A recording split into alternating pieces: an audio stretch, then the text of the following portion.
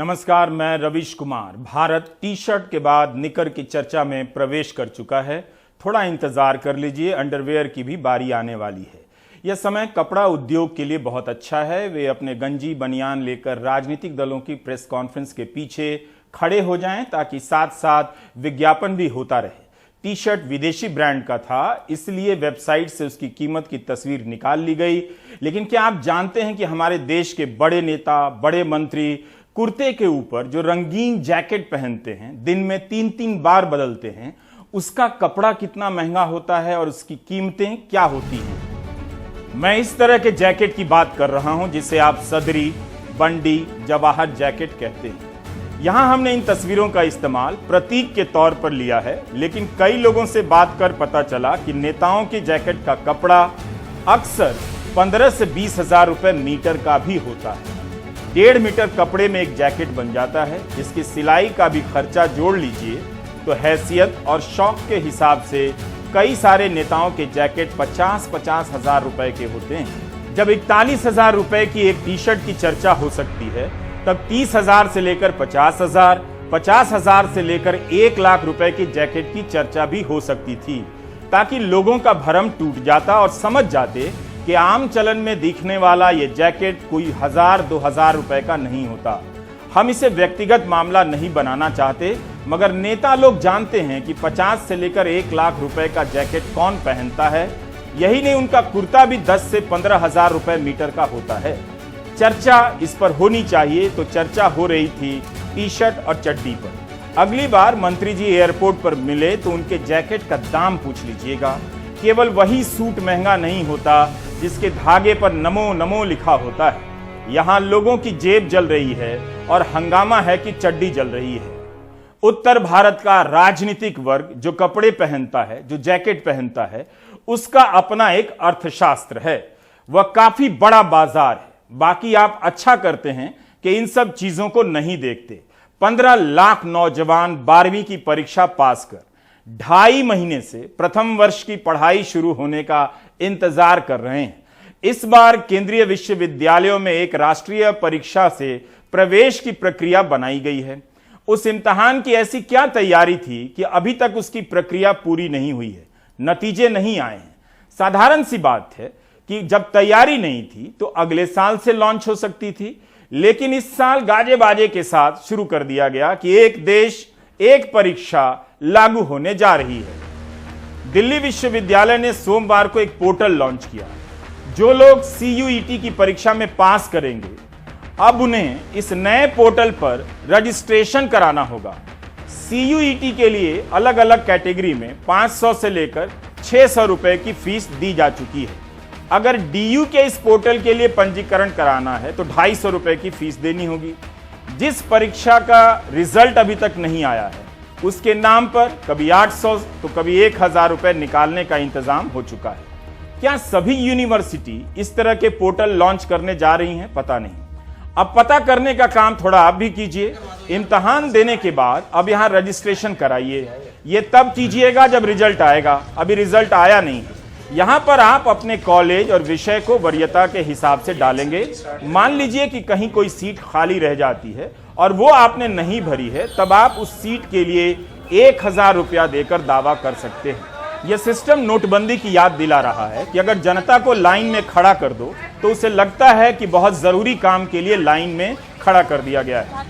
उसी तरह अगर एडमिशन ना हो, उसके पहले ये फॉर्म वो फॉर्म भरने में लगा दिया जाए तो छात्रों को लग सकता है कि एक का इंतजार खत्म हुआ, दूसरे का शुरू हो रहा है। क्या यह योजना अगले साल लागू नहीं हो सकती थी जब तैयारी नहीं थी? छात्र इस वेबसाइट को ध्यान से भरें, गलती होने पर भारी नुकसान हो सकता है। कि रजिस्ट्रेशन प्रोसेस आज शुरू कर रहे हैं, तो ये 21 डेज हम सोचते हैं कि रजिस्ट्रेशन चला के रखेंगे। रिजल्ट आने के बाद भी चलता रहेगा। जब तक फर्स्ट राउंड नहीं हो रहा है तो लोग अपने प्रेफरेंसेस भरते रहेंगे, कोई ऐसी बात नहीं है। लेकिन जब फर्स्ट राउंड हमने एडमिशन किया, उसके बाद में फीस के लिए टाइम दिया जाता है जमा करने के लिए, फिर सेकेंड राउंड लेंगे, फिर मिड एंट्री अलाउ करेंगे उसके बाद में, कि जो लोग पार्टिसिपेट नहीं कर पाए, किसी को समझ नहीं थी, कुछ भी नहीं थी, इतना नुकसान तो ना हो जाए, किसी का मन नहीं था, उसने इंटरेस्ट नहीं लिया पहले भरने में, अब उसको एक चांस देंगे। और स्टूडेंट्स को भी प्रेफरेंसेस चेंज करने का भी चांस देंगे वहाँ पे हम फिर, कि आपको लगा कि आपने पहले कुछ गलत भर दिए? भारत एक निम्न मध्यम वर्गीय देश है। प्रधानमंत्री की आर्थिक सलाहकार समिति की रिपोर्ट में इसे लोअर मिडिल क्लास कंट्री कहा गया है। इस देश के युवाओं से परीक्षा के नाम पर पैसे लेने के 3-3 चरण हैं। इस पर कोई बहस नहीं होगी क्योंकि देश चड्डी और टी शर्ट में उलझा हुआ है। आपने एक परीक्षा की फीस दे दी है, पास कर ली है, कोई सीट खाली है, उस पर दावा करने के लिए फिर से फीस देनी पड़ेगी, वो भी परीक्षा की फीस से ज्यादा 1000 रुपए। उस पर क्यों नहीं बहस है? जिस देश के कई मंत्री, कई नेता 15 से 50 हजार और कभी कभी 1 लाख रुपए की जैकेट पहनते हैं, 20-20 हजार रुपए का कुर्ता पहनते हैं, उस पर चर्चा ना होकर टी शर्ट के दाम पर चर्चा हो रही है। इससे 15 लाख युवाओं और उनका परिवार इस बात से अपना ध्यान हटा पाता होगा कि 4 महीने खाली चले गए, एक रत्ती पढ़ाई नहीं हुई है, लेकिन आप कहते रहिए कि विश्वगुरु बन गए हैं। इसका कोई टेस्ट तो होता नहीं दुनिया में कि चोरी पकड़ी जाएगी। अभी हम सबको मिलकर टीवी डिबेट को मोजे तक लाना है, रुमाल तक लाना है। किसी में साहस नहीं है कि मेक इन इंडिया में कही गई बातों का हिसाब पूछें। सब असली सवाल पूछने से बचने के लिए नकली सवाल पैदा कर रहे हैं। गोदी मीडिया के सिस्टम के जरिए देश के सामने फर्जी मुद्दों का पहाड़ खड़ा कर दिया गया है, जबकि सरकार अपनी तरफ से बोल रही है कि यह एक लोअर मिडिल क्लास देश है। लेकिन इसके सरकारी कार्यक्रमों का खर्चा देखिए तो हर कार्यक्रम पिछले से ज्यादा महंगा, आलीशान, भव्य नजर आता है। विवेक देबरॉय प्रधानमंत्री की आर्थिक सलाहकार समिति के चेयरमैन, इनका बयान 9 सितंबर के फाइनेंशियल एक्सप्रेस में छपा है कि उन्हें निजी तौर पर हैरानी होगी कि अगले 5 साल में भारत की अर्थव्यवस्था 6.5% की दर से बढ़ती है। अनुमानों में कमी तो आरबीआई ने भी की। इस वित्त वर्ष के लिए आरबीआई ने कहा था कि विकास दर 7.8% रहेगी, बाद में उसे घटाकर 7.2% कर दिया गया। विवेक देबरॉय तो 6.5% की बात अगले 5 साल के लिए कह रहे हैं। फाइनेंशियल एक्सप्रेस में विवेक देबरॉय राज्यों को कसूरवार बता रहे हैं। बहुत चालाकी से इस बात को रख रहे हैं कि अगर आप राज्यों की हालत देखें तो नहीं लगता कि 6.5% से 8% की दिशा में विकास दर बढ़ने जा रही है। इनके अनुमानों की गाड़ी 6.5% के प्लेटफॉर्म पर रुक जाती है। लगता है राज्यों की रेवड़ी की तरफ इसीलिए फोकस किया गया है ताकि पदयात्रा पर निकली अर्थव्यवस्था के लिए कोई केंद्र की तरफ ना देखे। यही विवेक देबरॉय हैं जिन्होंने 30 अगस्त 2022 को कहा कि अगर 25 साल तक भारत की अर्थव्यवस्था 7 से 7.5% की दर से बढ़ती है तो 2047 तक अर्थव्यवस्था का आकार $20 ट्रिलियन का हो जाएगा। 9 दिन बाद बोल रहे हैं कि अगले 5 साल में 6.5% की दर से वृद्धि हो जाए तो बड़ी बात होगी। क्या भारत की अर्थव्यवस्था पदयात्रा पर निकल चुकी है, पैदल हो गई है? इसे लेकर जितने भी हवाई सपने दिखाए गए वो कहां हैं? क्यों कहा जा रहा है कि 6.5% की विकास दर अगले 5 साल में दिख जाए तो बहुत है? 2014 में शेर इतना छाया हुआ था कि मेक इन इंडिया के लिए शेर को ही प्रतीक चिन्ह बनाया गया। उसके बाद 2016 में मुंबई में इसका एक शानदार और भव्य आयोजन हुआ। इन आयोजनों की भव्यता और उस पर खर्च होने वाले पैसे की परवाह न तब जनता ने की न अब करती है। 2014 में लोगों की आंखें फटी रह गई होंगी कि अब कुछ होने वाला है, इतना बड़ा आयोजन हो रहा है तो जरूर कुछ होगा। 8 साल बाद रिजल्ट तो पूछ ही सकते हैं कि उसका क्या हुआ। ये जो शेर बनाया गया था कलपुर्जों वाला, इसमें कभी जान आई भी या नहीं? मैन्युफैक्चरिंग में भारत शेर बनने वाला था, क्या बना? क्या आप जानते हैं कि भारत सरकार ने तय किया था कि 2022 तक जीडीपी में मैन्युफैक्चरिंग सेक्टर की हिस्सेदारी 25% तक हो जाएगी। 2022 आ गया है, यह कितने प्रतिशत पर पहुंची है पूछिए। उस समय इस आलीशान कार्यक्रम में दावा किया जाता था कि 10 करोड़ नई नौकरियां पैदा की जाएंगी। क्या पैदा हो गई? किसे मिली हैं वो नौकरियां? पिछले साल अगस्त की तुलना में इस अगस्त में निर्यात में 1.5% की कमी आ गई है। अगर मेक इन इंडिया कामयाब होता तो शायद ये कमी ना आती, जबकि इसी दौरान आयात में 36.8% की वृद्धि हुई है। अप्रैल से लेकर अगस्त के बीच भारत ने $192.6 बिलियन का निर्यात किया है, जबकि $317.8 बिलियन का आयात किया है। एक साल में व्यापार घाटा 2.5 गुना बढ़ गया है, जो अच्छा नहीं माना जाता है।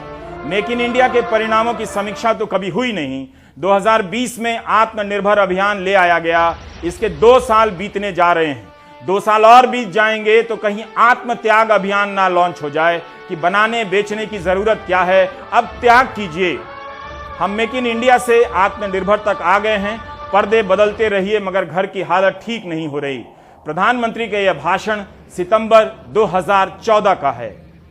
सारी दुनिया एशिया की तरफ नजर कर रही है, पूरी विश्व को कोई जगह विश्व ढूंढ रहा है। मुझे निमंत्रण देने के लिए समय बर्बाद करने की आवश्यकता नहीं है, मुझे सिर्फ उसको एड्रेस देने की कोशिश करने की ये जगह है। वो आने के लिए तैयार है, पूरा विश्व आने के लिए तैयार है, लेकिन उसे पता नहीं है एशिया में जाए तो कहां जाए। और फिर वो सोचता है जहां लोकतंत्र है, जहां डेमोग्राफिक डिविडेंड है, जहां विपुल मात्रा में डिमांड है, ये तीनों एक साथ किसी भूभाग पर उपलब्ध हो तो पूरे ग्लोब पर अकेला हिंदुस्तान है जहां तीनों एक साथ मौजूद है। जो इन तीनों का सकारात्मक रूप से उपयोग करता है, हम डेमोक्रेसी का, डेमोग्राफिक डिविडेंड का और डिमांड का, इनको सही तरीके से अगर हम तालमेल करते हैं, मुझे विश्वास है कि दुनिया को भारत का पता बताने के लिए हमें नहीं निकलना पड़ेगा। हर गली मोहल्ले में वास्को डी गामा पैदा होंगे जो हिंदुस्तान खोजते खोजते यहां चले आएंगे। आज तक मेक इन इंडिया मैन्युफैक्चरिंग को जीडीपी के 25% तक नहीं पहुंचा सका। टारगेट बड़ा कर दो ताकि हेडलाइन बड़ी छपे और हिंदी अखबार उससे भी बड़ी साइज में छाप दें ताकि गांवों में पढ़कर आदमी सपनों में खो जाए। 10 करोड़ रोजगार देने का ऐलान हुआ था, उम्मीद है सबको मिल गया होगा। मीडिया में जो डेटा है उससे लगता है कि मेक इन इंडिया का शेर जो जवान होना था 25% के टारगेट तक पहुंच नहीं पाया, उससे बहुत दूर हांफने लगा है। शेर को छोड़ चीता का रोमांच गोदी मीडिया पर छाने वाला है। जल्दी ही आप चीता क्या खाता है, चीता कब नहाता है, चीता कब सोता है, किस बाइक से तेज दौड़ता है, इस पर घंटों कार्यक्रम देखने वाले हैं। यह चीता 2010 में भी आने वाला था, तब जयराम रमेश ने कहा था कि 3 साल में चीता आने वाला है, मगर 2012 में सुप्रीम कोर्ट ने इस पर रोक लगा दी। फिर 2020 में सुप्रीम कोर्ट ने चीता को भारत लाने की इजाजत दे दी। उम्मीद है चीता के आने से पहले उसका वीडियो आ जाएगा, वरना चैनलों पर जेबरा दौड़ा दौड़ा कर चीता की कहानी बताने में वो मजा नहीं आएगा। इस देश में अब हालात नहीं बदलते हैं, हेडलाइन बदल जाती है। उमर खालिद, इस प्रतिभाशाली छात्र का जीवन जेल के अंधेरे कमरों में बंद कर दिया गया है। 2 साल से जमानत का इंतजार कर रहे उमर ने रोहित कुमार को पत्र लिखा है कि जेल में शाम होती है तब कुछ कैदियों के लिए उजाला होता है, जब रिहाई पर्चे से उनका नाम पुकारा जाता है। 2 साल से उमर हर रात उस अनाउंसमेंट को ध्यान से सुन रहे हैं और उसमें अपना नाम खोजते रहते हैं। लाउडस्पीकर पर जैसे ही आवाज आती है, नाम नोट करें, इन बंदी भाइयों की रिहाई है, उमर को लगता है एक दिन उसका भी नाम पुकारा जाएगा। उमर ने लिखा है कि कितने ही कानून हैं जो ब्रिटिश राज की याद दिलाते हैं, लेकिन बातें हो रही हैं कि हम ब्रिटिश काल की निशानियों से मुक्ति पा रहे हैं। क्या लोग नहीं देख पाते हैं कि राउलेट एक्ट और यूएपीए एक्ट में कोई अंतर नहीं लगता? हमारे जैसे कई लोग बिना ट्रायल के ही महीनों से जेल में बंद हैं। पता नहीं ट्रायल कब शुरू होगी। यूएपीए लगाकर हमें कई साल तक जेल में रखा जा सकता है, दोष साबित करने की अब जरूरत भी नहीं लगती। जेल में भी अधिकारी पूछते हैं, उमर तुम्हें बेल क्यों नहीं मिल रही है? उमर ने लिखा है कि जेल में समाचार पत्र मिलते हैं। अंग्रेजी समाचार पत्रों में कुछ तो पत्रकारिता की बुनियादी बातें होती हैं, लेकिन हिंदी अखबारों में जब उसके बारे में कवर किया जाता है तो पत्रकारिता की सारी मर्यादाओं को धूल में उड़ा दिया जाता है। मेरी जमानत की सुनवाई की खास तरह से रिपोर्टिंग की जाती है। मेरे वकील के तर्कों को ठीक तरह से नहीं छापा जाता। जब सरकार के वकील कुछ भी कहते हैं वो पहले पन्ने की हेडलाइन होती है, जब मेरे वकील कहते हैं तो भीतर के पन्नों पर खबर छपती है। इस पत्र में उमर ने विस्तार से लिखा है कि कैसे हिंदी के अखबारों ने उनके केस के बारे में गलत रिपोर्टिंग की है। उमर खालिद का यह पत्र द वायर में छपा है। इसमें एक सवाल है उमर ने उठाया है कि झूठ की इस विशालकाय मशीन से हम कैसे लड़ें। इस सवाल का जवाब हाउसिंग सोसाइटी वालों के व्हाट्सएप ग्रुप में पूछना चाहिए। झूठ ही इस समय का सबसे बड़ा सच है। गोदी मीडिया को अगर झूठ बोलने से रोका जाएगा तो उसके एंकर खुद ही रेत खाने लग जाएंगे। इसलिए उनके मानवाधिकार के लिए जरूरी है कि उन्हें झूठ बोलने दिया जाए। भारत में जल्दी ही एक केंद्रीय झूठ अधिकार आयोग बनेगा जो सच बोलने पर लोगों को सजा देगा। उसके बनने तक दूसरी संस्थाएं उसके बदले काम करती रहेंगी।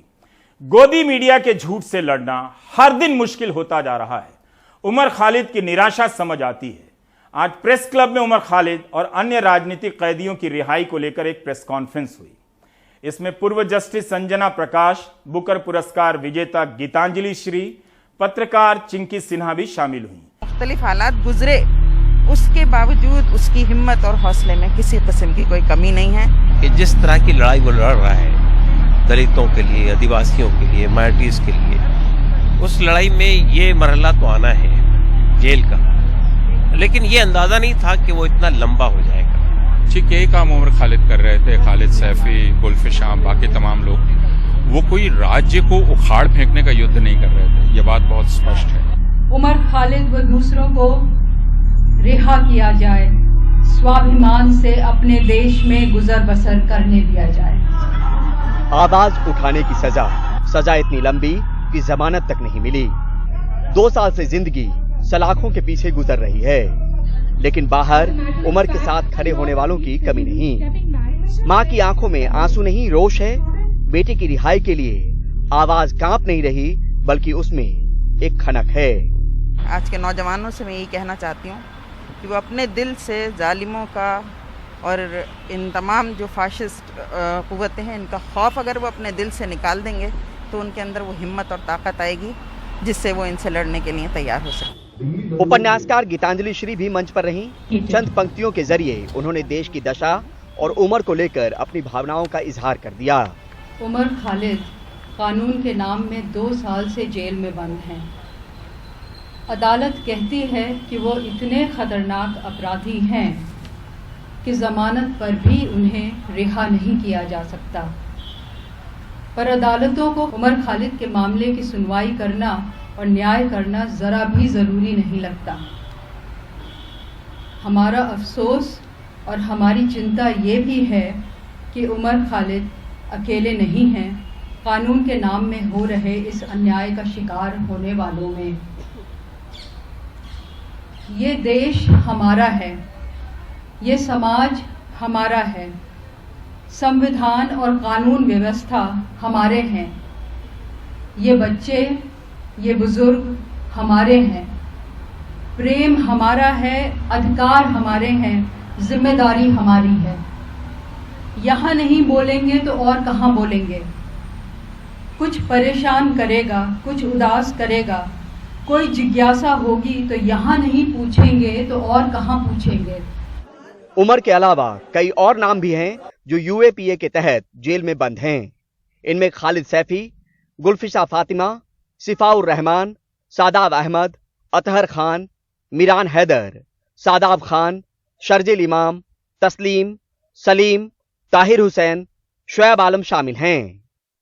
उमर के पिता कहते हैं कि जिस तरह उमर जरूरतमंदों और जरूरी मुद्दों को लेकर आवाज उठा रहे थे तो उन्हें एहसास था कि वो गिरफ्तार हो सकता है, लेकिन ये इल्म न था कि यूएपीए जैसे गंभीर आरोप उस पर लगा दिया जाएगा जिसमें जमानत आसानी से नहीं मिलती। पिता का सवाल न्यायालय और न्याय प्रक्रिया पर भी है, और सिर्फ उमर के लिए नहीं, उन तमाम लोगों के लिए जो सीएए से जुड़े मामलों को लेकर सलाखों के पीछे हैं। पूरी केस हिस्ट्री उठाकर देखिए उमर की, उसमें कोई एलिगेशन ऐसा नहीं है जिसके बुनियाद पर उस पर यूएपीए लग सकता है, जिसके बुनियाद पर उसे 2 साल तक बेल तक न मिले। लेकिन हमारी जुडिशरी का अजीबोगरीब मामला है कि हम महसूस कर रहे हैं कि एक लंबे अरसे से जो लोग जेलों में बंद हैं लेकिन उनको बेल तक नहीं मिल रही है, जबकि उनके खिलाफ जो केस है उसके कोई विटनेसेस है सही सॉलिड, ना कोई ग्राउंड है सॉलिड, ना लीगेशन सॉलिड है। लेकिन बहरहाल आपने 2 साल तक के एक नौजवान लड़के को जिसके अपने जज्बात है, अपना हौसला है, अपनी एक यानी एक चीज़ों को देखने की एक नया रुख है, उसको आपने जेल में डाल दिया 2 साल तक के। बनोज्योत सेना लाहिड़ी बताती हैं कि कैसे जब उमर पर केस दर्ज हुआ तो जमानत का प्रावधान था, पर धीरे धीरे वो गैर जमानती हो गया। ये एफआईआर जब शुरू हुआ था तब इसके जितने ऑफेंसेस थे तब ये सब बेलेबल था। तो पहले 3 लोग जो अरेस्ट हुए थे उनको तात्कालिक बेल मिल गया था। उसके बाद जब खालिद सैफी और इशरत जहान अरेस्ट हुए इस एफआईआर में, तब इसमें नॉन बेलेबल धाराएं ऐड कर दी गई। और उसके बाद मई में जब मिरान हैदर और सफूरा अरेस्ट हुए, तब यूएपीए का 4 सेक्शन इसमें इंक्लूड हो गया। तो बेलेबल से शुरू हुआ एक एफआईआर अल्टीमेटली चलते चलते टेरर केस बन गए। जो लोग यहाँ नहीं आए, उनके संदेश उमर के समर्थन में आए। इनमें मनोज झा, एनी राजा, मोहम्मद सलीम और पूर्व जस्टिस अंजना प्रकाश शामिल रहीं। My position on UAPA is very clear. It does not fit in either with the criminal jurisprudence, which presumes a person innocent till proven guilty, and international laws on similar lines. बहरहाल उमर को लेकर उच्च न्यायालय ने आदेश सुरक्षित कर रखा है।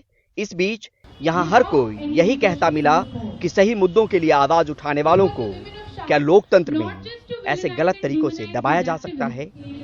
नई दिल्ली से परिमल कुमार, एनडीटीवी इंडिया। दिल्ली दंगों के केस की जनरल रिपोर्टिंग देखिए अखबारों में कैसे होती है।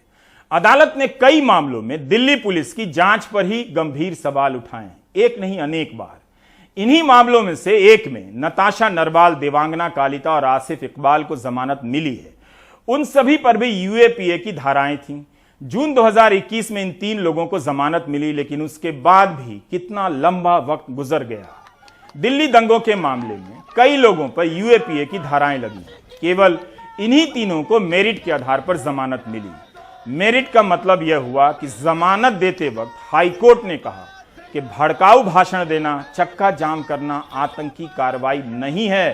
कोर्ट ने कहा था कि हमें यह कहना पड़ रहा है कि ऐसा लगता है कि असहमति को कुचलने की बेचैनी में राज्य की सोच में प्रदर्शन करने के संवैधानिक अधिकार और आतंकवादी गतिविधियों के बीच अंतर की रेखा धुंधली हो गई है। अगर इस तरह की सोच को और बढ़ावा मिला तो वह हमारे लोकतंत्र के लिए एक उदास दिन होगा। जस्टिस मृदुल और जस्टिस भंबानी के फैसले से उम्मीद जगी कि बाकियों को भी जमानत मिल सकती है, मगर सुप्रीम कोर्ट ने कहा कि इस फैसले की समीक्षा होगी। सुप्रीम कोर्ट ने नताशा, देवांगना और आसिफ की जमानत को रद्द तो नहीं किया, मगर कहा कि जमानत के आदेश की समीक्षा होगी, क्योंकि इसमें यूएपीए के प्रावधानों की समीक्षा की गई है। इस आदेश के बाद सुनवाई पूरी होने और फैसले का इंतजार है। तब सुप्रीम कोर्ट ने साफ साफ कह दिया था कि हाईकोर्ट के इस फैसले का इस्तेमाल नजीर के तौर पर नहीं किया जाएगा। यह मसला लोगों की उस स्वतंत्रता का है जो संविधान ने उनको दी है, और वह स्वतंत्रता है जो खुद अभी मुख्य न्यायाधीश ने कही कि जिसे भी अन्याय समझते हैं उसके खिलाफ आवाज़ उठाने का। मुख्य न्यायाधीश ने कहा कि अगर आवाज़ नहीं उठाएंगे तो सही कानून कैसे बनेंगे या कानून कैसे बदले जाएंगे। ठीक यही काम उमर खालिद कर रहे थे, खालिद सैफी, गुल्फिशाम, बाकी तमाम लोग। वो कोई राज्य को उखाड़ फेंकने का युद्ध नहीं कर रहे थे, ये बात बहुत स्पष्ट है। एक कानून बना है, वह कानून गलत लगता है, हम उसका विरोध कर रहे हैं, इसका हमको संवैधानिक अधिकार है। यह कोई आतंकवादी षड्यंत्र नहीं है जो वे कर रहे थे। तो मुख्य प्रश्न यह है, और दूसरा कि सर्वोच्च न्यायालय ने स्वयं जो एक जंजीर अपने पैर में बांधी है या अदालतों के पैर में बांधी है, बेड़ी के यूएपीए जिन पर भी लगा है उनको आप जमानत नहीं दे सकते हैं। यह बेड़ी भी उस सर्वोच्च न्यायालय को खुद खोलनी है, क्योंकि इस बात को वो अच्छी तरह से जानता है कि अगर सिद्दीक कप्पन पर यूएपीए लग गया होता तो उनको जमानत मिलना मुश्किल होता। तो यह बेड़ी खुद सर्वोच्च न्यायालय ने क्यों लगाई है और क्यों यह हथियार सरकार के हाथ में दिया है? यह सवाल भी आज उमर खालिद की गिरफ्तारी के 2 साल गुजर जाने के बाद, जबकि कुछ भी नहीं है जो उमर खालिद से पूछने को बचा हो, जांच में बचा हो, पुलिस की कोई दिलचस्पी नहीं है। इसका मतलब दिलचस्पी सिर्फ उमर खालिद, गुल्फिशा, खालिद सैफी, मीरान ऐसे लोगों को जेल में रखने की है, जिससे सबक सिखाया जा सके उन तमाम लोगों को जो इस सरकार जिसे वे गलत समझते हैं उसका विरोध करना चाहते हैं। यह है जो हम आपके साथ करेंगे। लंपी नाम की बीमारी से कितनी गायें और भैंसों की मौत हो गई है, इसकी सरकारी संख्या कुछ और है, मीडिया रिपोर्ट में कुछ और। हिमांशु बता रहे हैं कि 13 राज्यों में यह बीमारी फैल चुकी है। किसानों की लाखों रुपए की गायें और भैंसें मर गई हैं। सरकारी आंकड़ा है कि 75,000 से ज्यादा मवेशियों की मौतें हुई हैं। 10 लाख से ज्यादा मवेशी इसकी चपेट में हैं। लंपी के कहर की भयानक तस्वीर। कई जगह तो लंपी पीड़ित गायों को खुले में फेंक दिया गया है। गड्ढा खोदा है लेकिन गायों को पूरी तरह से दफनाने का समय ही नहीं मिला है। इतनी बड़ी संख्या में गायों की मौत हो रही है। सीकर में फतेहपुर का ये पिंजरापौल गौशाला, यहाँ पे सेवक लगातार गायों का इलाज कर रहे हैं, लेकिन जब से लंपी का कहर शुरू हुआ है सैकड़ों गाय इसकी चपेट में आ रही है। ये ऐसी बीमारी है जिससे पहले तो शरीर पर फुंसी होती है और फिर उसमें पानी पड़ने लगता है और फिर ये एक घाव बन जाता है। बेजुबान जानवरों की पीड़ा देखना मुश्किल हो जाता है।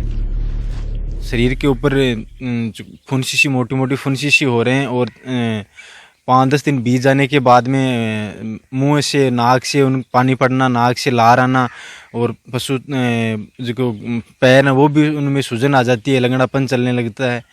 5-10 दिन के बाद में 10-15 दिन बीत जाने के बाद में वही फुंसी हैं वो घाव का रूप ले लेती हैं। फतेहपुर में इस गौशाला में 700 गायों में से 190 लंपी पीड़ित हैं। ये बीमारी मच्छर, मक्खी और टिक या किलनी से फैलती है। मोहम्मद नदीम फतेहपुर नगर पालिका में वाहन चालक है। गायों को दफनाने का जिम्मा उन पर है।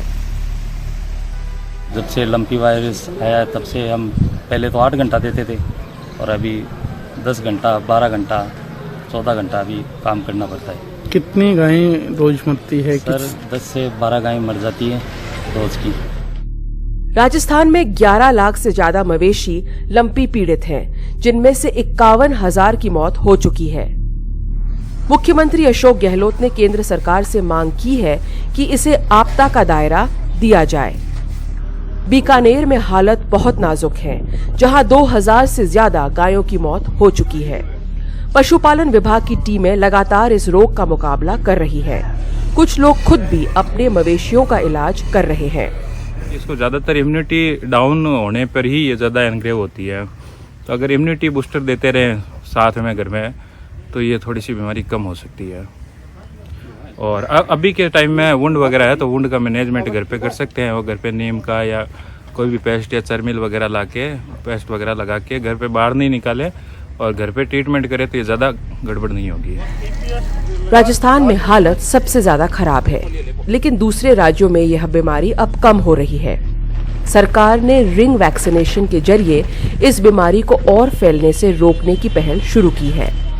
13 प्रदेश में इस समय बीमारी है और आप कह सकते हैं थोड़ा डिक्लाइन ट्रेंड है। पिछले अगर 2-3 दिन में देखेंगे जिस तरह से ये फैली, राजस्थान को छोड़ दे तो बाकी प्रदेशों में एक तो हमने इसको कंट्रोल किया करने का प्रयास किया है। जैसे उत्तर प्रदेश को आप देखेंगे तो वेस्टर्न यूपी तक सीमित रहा है। रिंग वैक्सीनेशन करके हमने इसको रोकने का प्रयास किया।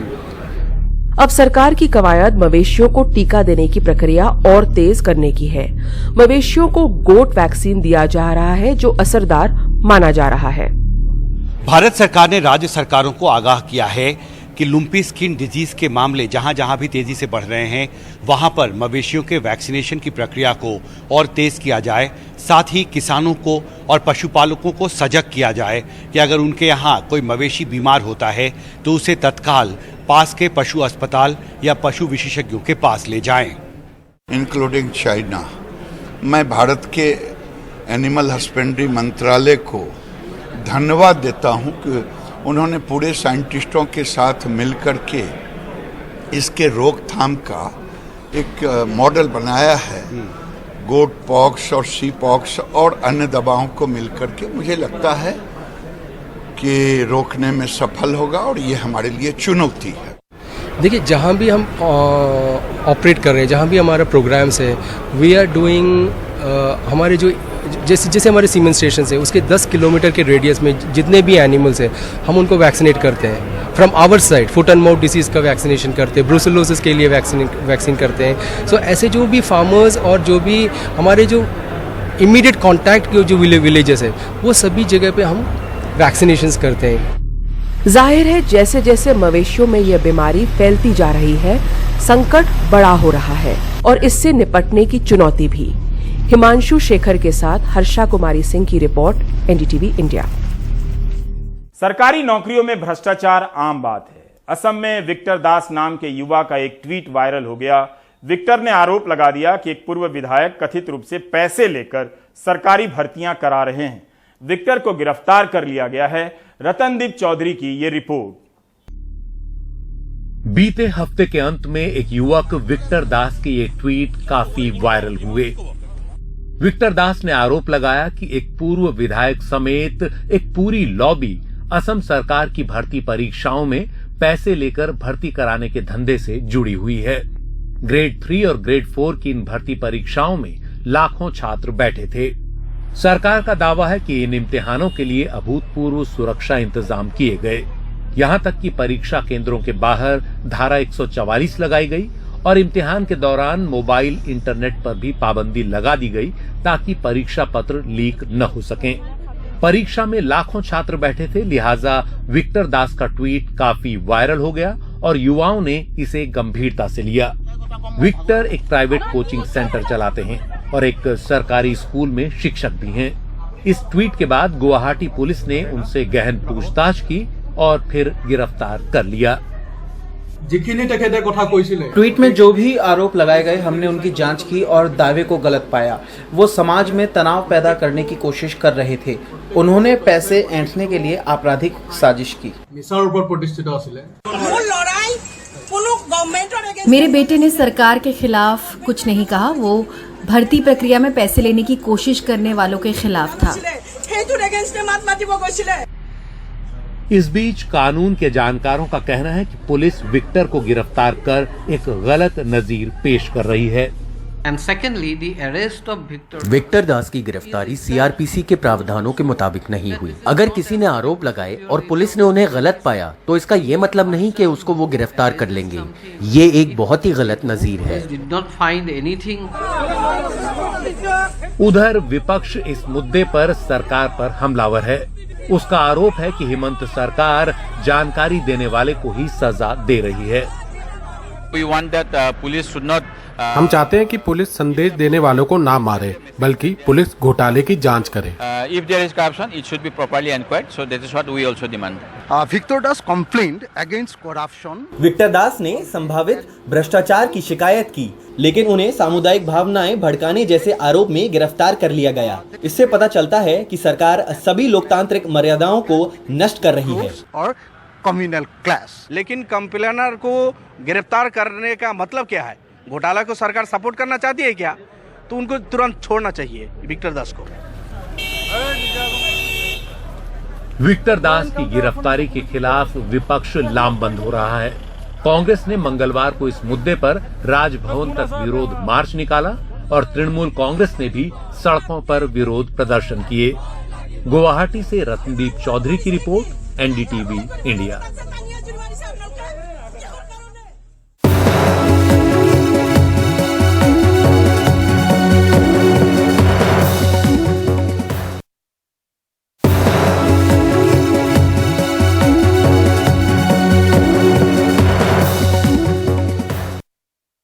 महंगाई 7% पर पहुंच गई है। सब्जियों के दाम में 13% की वृद्धि है। मध्य प्रदेश में किसानों को लहसुन के दाम नहीं मिल रहे। कभी लहसुन खेतों में फेंका जा रहा है, कभी शहरों में। कांग्रेस ने विधानसभा के बाहर लहसुन लेकर प्रदर्शन किया। मध्य प्रदेश विधानसभा के मॉनसून सत्र के पहले ही दिन कांग्रेस के नेताओं ने लहसुन की गिरती कीमतों को लेकर जोरदार प्रदर्शन किया। पिछले दिनों आपने देखा कि किस प्रकार से मेरे जो लहसुन उत्पादक किसान साथी हैं, उन किसान साथियों ने अपनी उपज को सड़कों पर फेंका, नालियों में फेंकने को उनको मजबूर होना पड़ा।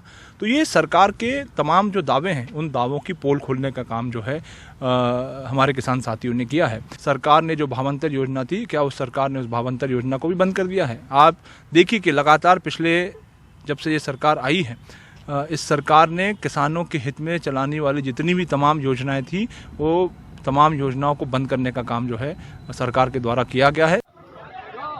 वैसे हालात पूरे राज्य में अलहदा नहीं है। देवास में कुछ दिनों पहले नाराज किसानों ने विरोध स्वरूप लहसुन की शव यात्रा निकाली। मंदसौर में कम दाम मिलने से बनी गांव के नाराज किसान मदन धाकड़ ने अपनी फसल को ही तालाब में फेंक दिया था। मैंने 5 बीघा की लहसुन लगाई थी जो 15 बोरी के, तो उस 300 बिकी, जिसमें भाड़ा 120 रुपये पर बोरी है। 1 कुंटल में 2 बोरी ले जाते, 1 कुंटल बनती है। और 70 रुपये का वहाँ पे खर्चा आ रहा है अन्य का, तो 300-325 रुपये का कुंटल का खर्चा आ रहा है, वो भी नहीं निकल पा रहा है। उस हिसाब से हमको जेब से पैसे देने पड़ रहे हैं भाड़े के भी, तो इसलिए हमने 20 बोरी तालाब में डाल दिए, क्योंकि हमारे 1 बीघे का खर्चा 40 से 45 हज़ार रुपये बनता है। अब वो भी नहीं निकल पा रहा है, तो किसान करे भी तो क्या करे। धार जिले के बदनावर में किसानों ने नागदा बस स्टैंड पर चक्का जाम कर दिया था, लहसुन की फसल सड़क पर बिखेर दी। मध्य प्रदेश में साल दर साल लहसुन का रकबा बढ़ता जा रहा है, लेकिन कीमतें कम मिल रही हैं। साल 2011-12 में राज्य में 94,945 हेक्टेयर पर लहसुन की खेती होती थी। 2020-21 में ये बढ़कर 1,93,066 हेक्टेयर हो गई, यानी 2 गुना। उत्पादन 11.5 लाख मीट्रिक टन से बढ़कर 19,83,000 मीट्रिक टन हो गया। लहसुन उगाने में साल में 4-5 बार दवा, हाथ से निंदाई गुड़ाई से लेकर ग्रेडिंग करवाने तक का काम होता है। लगभग 10 से 12 हजार रुपए के आसपास 1 एकड़ में लागत लग जाती है, लेकिन बाजार में भी मिल रहे हैं 3,000 रुपए प्रति क्विंटल, कई जगहों पर उससे भी कम, जिससे निंदाई गुड़ाई तक का खर्च नहीं निकल रहा है। मध्य प्रदेश में मालवा के मंदसौर, नीमच, शाजापुर, उज्जैन, नीमच जैसे जिलों में लहसुन का उत्पादन होता है। राज्य में 1 जिला 1 उत्पाद योजना चलाई जा रही है। अक्सर मंत्री जी भाषणों में कहते हैं कि प्रोसेसिंग यूनिट लगाओ। मध्य प्रदेश के कृषि मंत्री और मध्य प्रदेश से आने वाले देश के कृषि मंत्री को सुनिए। दूसरा क्या है, प्याज, लहसुन जैसी जो फसलें हैं, इनके लिए जिन जगह पर अधिक उत्पादन होता है उन स्थानों को चिन्हित करके वहीं पर उस टेक्नोलॉजी से लैस वेयर हाउस बनाओ। हमारे कृषि मंत्री भी कैमरा प्रिय हैं। वो जानते हैं चीन और इराक का लहसुन भारतीय बाजार में आ जाने से देसी लहसुन की मांग नहीं है, क्योंकि वो आकार में बड़ी है। लहसुन का पेस्ट 25,000 रुपये प्रति क्विंटल है, लेकिन लहसुन 3,000 से भी कम। फिर भी वो कैमरे के आगे पोज दे रहे हैं, किसानों को कीमत दिलवाने के लिए कुछ खास नहीं कर रहे। प्रसंस्करण यूनिट सपनों और भाषणों में है, हकीकत में नहीं। पहले तो लहसुन के सूखे पाउडर के लिए गुजरात से डिमांड आती थी, इस बार वो भी नहीं है। सरकार 1 जिला 1 उत्पाद के लिए ब्रांडिंग तो खूब करती है, लेकिन हकीकत क्या है वो आप देख ही रहे हैं। कम से कम इतना ही कर दे कि लहसुन के निर्यात को खोल दे, ताकि किसानों को थोड़ी राहत मिले। मंदसौर से मनीष पुरोहित, देवास से अरविंद चौक से, धार से अमीन और भोपाल से कैमरा पर्सन रिजवान खान के साथ अनुराग द्वारी, NDTV इंडिया। आप देख रहे थे प्राइम टाइम। नमस्कार।